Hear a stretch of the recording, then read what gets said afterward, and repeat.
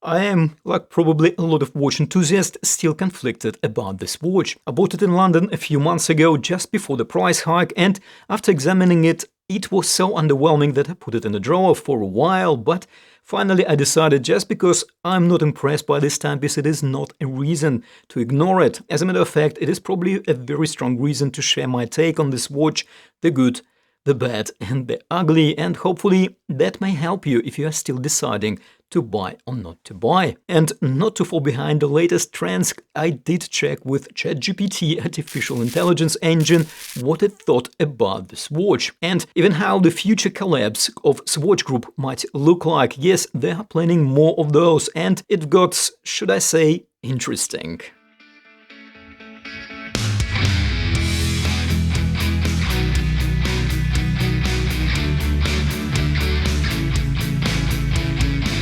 Hello and welcome back. I suspect I'm not going to be in a mega good books anytime soon, so I will need all the support I can get. Luckily for you and for me, it is very easy to support me, and more importantly, it is absolutely free.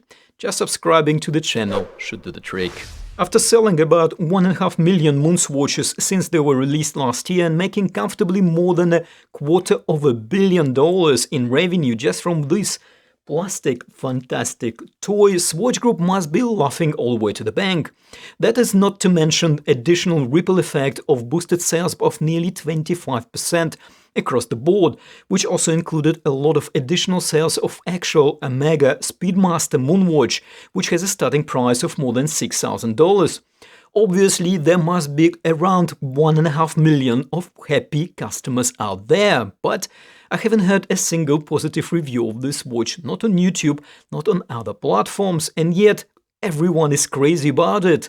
What's going on? So, to put some structure to my analysis, I made a list of what I think is wrong with this watch, including the dark side that for some reason is not being talked about enough, and what of course I think is actually good about it. There must be something good about it, right? 1.5 million customers can't all be wrong. The first item on the list is easy, the quality. The quality is crap. Sorry, can't sugarcoat this one. It is bad not just by Omega standards, but by Swatch standards too. Velcro strap is a joke, the chronograph pushers easily break off. The so-called bioceramic case, which despite the sophisticated name feels like a cheap plastic, tends to bleed the color on skin. I personally don't wear mine long enough to experience the color bleed, but there are plenty of examples on the interweb. And acrylic crystal, that is a glorified name for a see-through plastic, is of course also prone to scratches. And if all what I've just said is not bad enough, when changing the Velcro strap, which will be needed sooner rather than later, you will run the danger of breaking or damaging the plastic lugs. Now, my next point will sound slightly controversial, because I've noticed even some YouTube channels, not all, but some, seem to repeat the same spiel, the same narrative, the same party line, if you like, as a Swatch Group marketing department. That confining the sales outlets to only a few selected Swatch stores around the world and not making this watch available online will bring watch lovers and enthusiasts together in a beautiful synergetic harmony, kind of like getting together by the Swatch stores and singing Kumbaya together. Well, maybe somewhere you could spot some watch collectors in those queues, but let's be frank, the fact that these watches were appearing almost immediately on eBay as they were sold by the physical stores indicated that most people in those queues were grey market flippers. Those guys were just filling the sales channel that Swatch Group deliberately decided to ignore, selling these watches online. So this approach to sales provided a brilliant opportunity for those gangs of flippers patrolling the Swatch shops and making a quick buck on those who cannot afford to camp in front of the Swatch shops during the week in hope that the next batch, if there will be one today, will have enough watches for them. And I'm not even talking about the watch collectors in the geographical areas where Swatch Group decided not to sell MoonSwatch at all. Those watch collectors could only buy MoonSwatch on eBay, paying a hefty premium in the process and being fully at the mercy of flippers. Which takes me to the next couple of points, which are kind of ugly. First one is the fakes. Unfortunately, there are plenty everywhere and they are generally better quality than the original. This is really turning the fake concept on its head. And my second ugly point is that, of course, if you are buying online from flippers, because like most of us, you don't have a choice of buying this watch from the physical Swatch store, there is no guarantee whatsoever that you will not be sold a fake. So the watch enthusiasts who are buying this watch online are running a huge risk of buying a fake watch. But hold on, let's take a step back and take a deep breath for a moment. Nobody's actually twisting anybody's arm here to buy this watch in the first place. What is the attraction that made it so desirable for so many people? Well, and this brings me to other points on my list that might not only redeem Swatch Group, but even possibly make us all look forward to the potential new collaborations of this kind.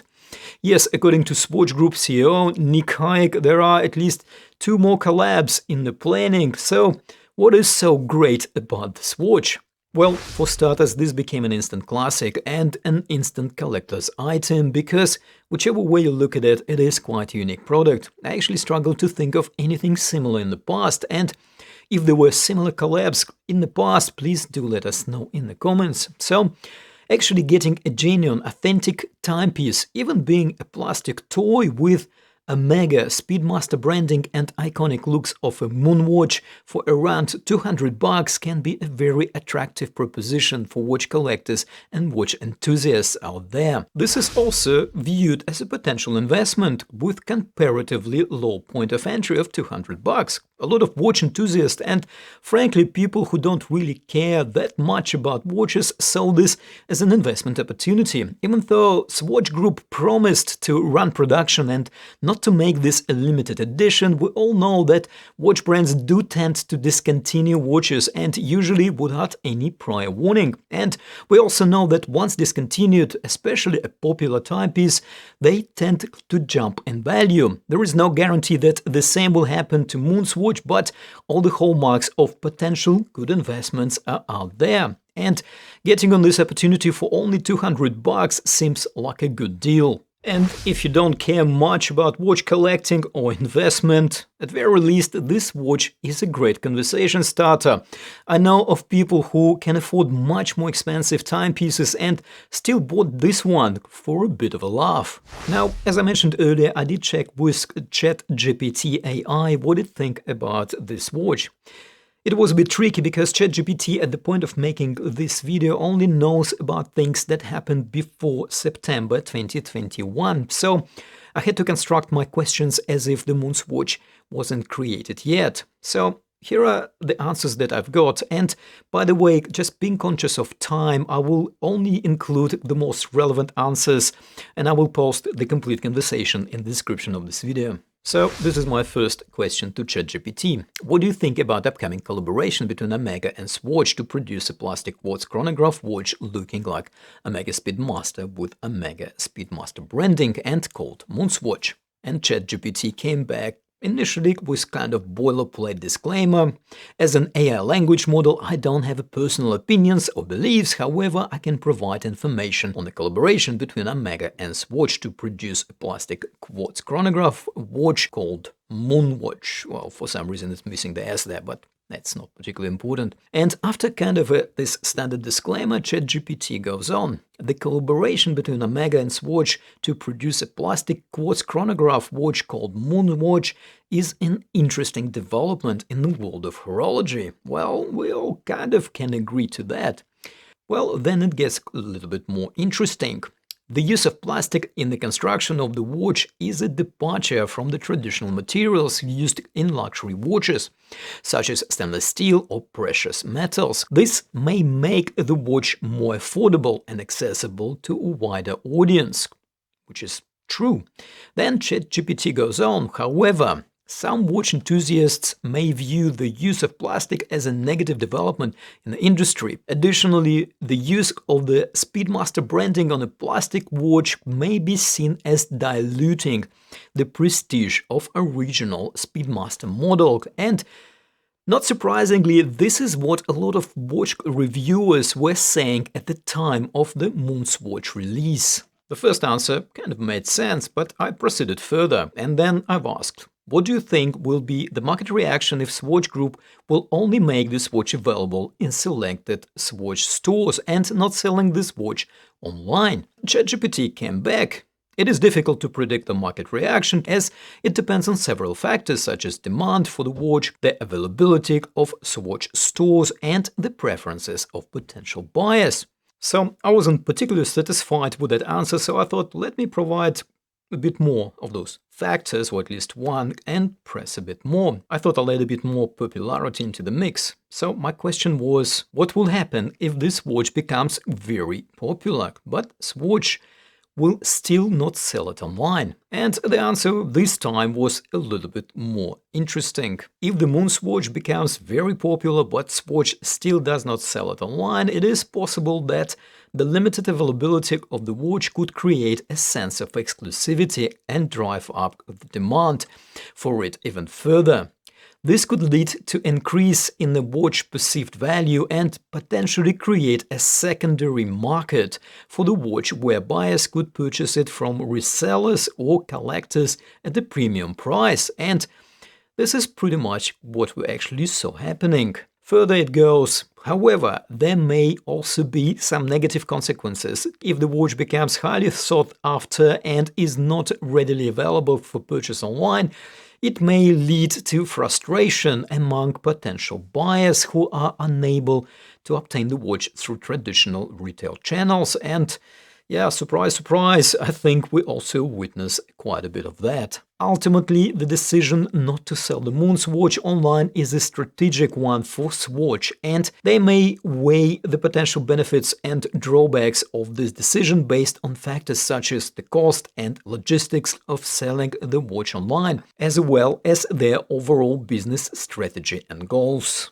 I think the last part really says it all, and Swatch Group marketing strategy was very successful for the business. They did sell a ton of those MoonSwatches and boosted awareness of Omega products, and therefore we should be expecting more collaborations to come. And Nick Hayek, the CEO of Swatch Group, does not make a secret of it. There is a possibility of collaboration with another popular Omega model like Seamaster, for example, and even with watch brand outside the Swatch Group like Audemars Piguet Royal Oak model or Patek Philippe Nautilus.